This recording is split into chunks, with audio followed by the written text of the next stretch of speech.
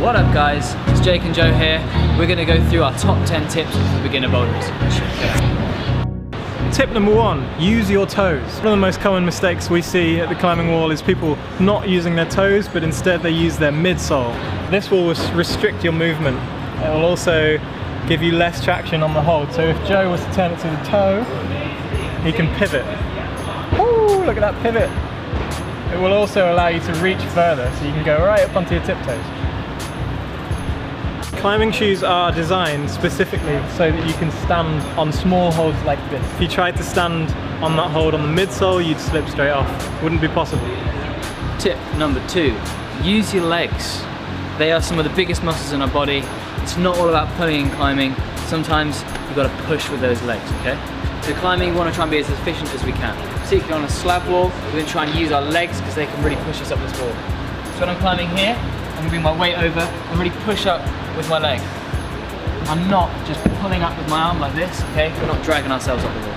It's also really important on the overhang that we use our legs to push us towards these holds. We're going to use a combination of push from the legs and a bit of momentum to swing ourselves towards the next hold. Number 3, climb with straight arms. And this ties in quite nicely with tip number 2. Climbing with bent arms will cause you to fatigue quicker.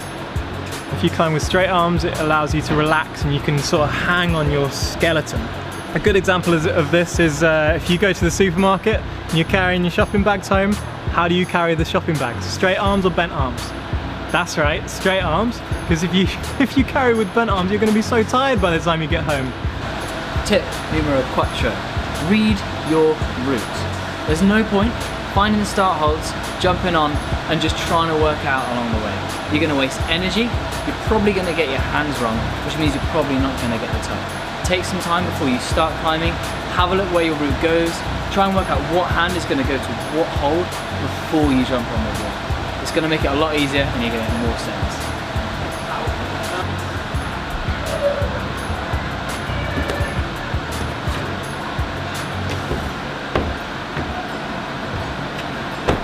Tip number 5, don't use too much chalk. This goes for loose and liquid chalk.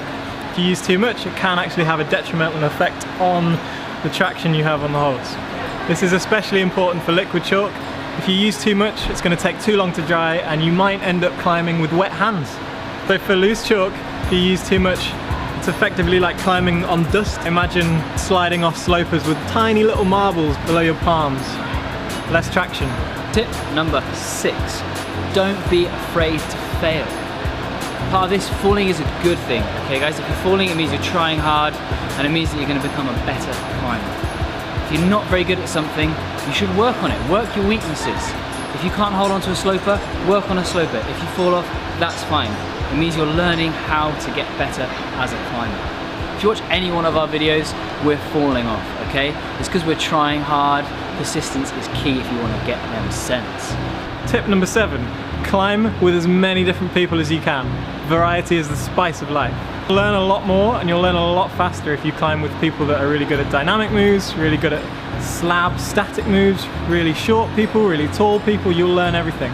And what's really, really important is try and climb with people that are slightly better than you sometimes, because you'll learn so much.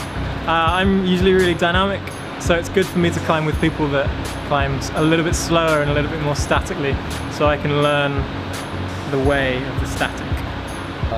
Top tip number 8. One of the most common questions we get asked is, what shall I train for climbing? Our best answer, don't. If you're just starting out, just climb. That's the best way for you to get strong. If you start training too soon, you're going to hurting yourself, you're going to tweak a finger, you're going to pull a muscle somewhere. For now, the best thing you can do is just get on that wall and keep climbing. The best training for climbing is climbing. Tip number 9, invest in a well-fitting pair of shoes. It's very important. If your shoes are too big, you cannot possibly progress. You won't be able to stand on anything, you won't be able to use your toe or your heel properly. If you fit them too small, you'll be in too much pain to progress. You won't even want to climb. So get them just right, make sure you get a professional to fit them for you. Finally, the most important tip of all, have fun. The best climber is the one with the biggest smile on their face.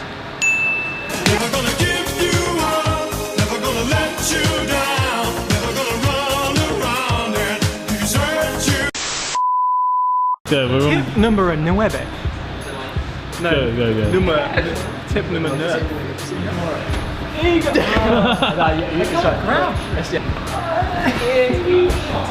That doesn't work.